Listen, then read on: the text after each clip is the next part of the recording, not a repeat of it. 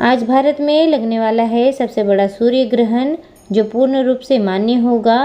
4 घंटे 89 मिनट अंधेरा छाया रहेगा। हरियाली अमावस्या है। ध्यान रखें, क्या करें क्या नहीं, आइए जानते हैं। बता दें आपको, जब चंद्रमा सूर्य और पृथ्वी के बीच में आ जाता है तब वह सूर्य की रोशनी को कुछ समय के लिए ढक देता है। इसी खगोलीय घटना को हम कहते हैं सूर्य ग्रहण। यह सूर्य ग्रहण केवल अमावस्या के दिन ही लग सकता है। धार्मिक मत के अनुसार सूर्य ग्रहण तब लगता है जब राहु और केतु सूर्य को ग्रहण लगाते हैं, उसे ग्रसित करते हैं। ऐसे में कुछ राशियों पर इसका बुरा और अच्छा प्रभाव दोनों ही देखने को मिल सकता है। कुछ राशियां मालामाल हो जाती है तो कुछ राशियां कंगाल हो जाती है।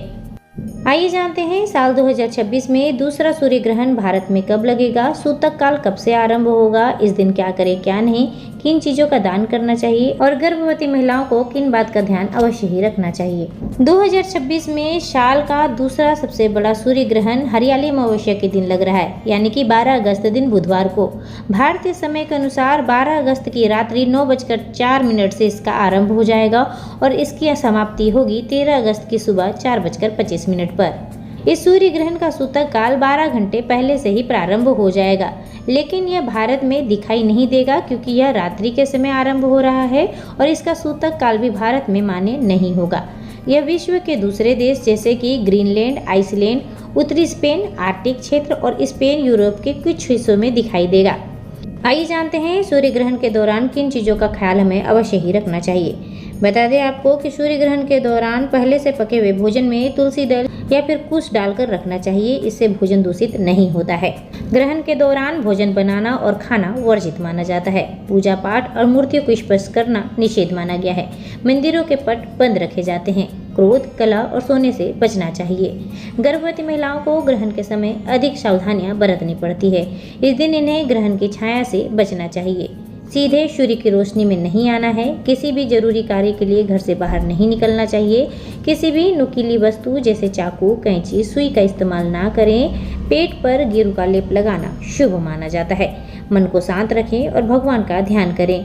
ग्रहण के दौरान गर्भवती महिलाओं को हाथ पैर मोड़कर ना बैठने की सलाह दी जाती है। सीधे बैठने या फिर लेटने की सलाह दी जाती है। इस समय संतान गोपाल मंत्र का जाप करना आपके लिए शुभकारी और मंगलकारी माना जा सकता है।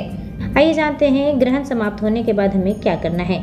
जैसे ही ग्रहण समाप्त होने के बाद हमें घर की सफाई करनी है, गंगा जल का छिड़काव करना है, स्वयं भी स्नान करना है और दान पुण्य करना है। हमें ब्राह्मणों और जरूरतमंदों को अनाज जैसे गेहूं, चावल, दाल, गुड़, काले तिल, तांबे के बर्तन, लाल वस्त्र, घी, धन, धार्मिक पुस्तकें, फल इत्यादि दान करना शुभ माना जाता है।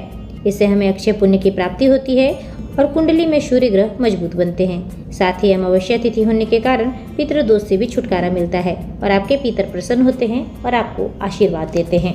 बता दें आपको कि हरियाली अमावस्या है और सूर्य ग्रहण भारत में दिखाई नहीं देगा, इसलिए अमावस्या तिथि पर पितृतर्पण और श्राद्ध कर्म करने में कोई भी बाधा नहीं आएगी।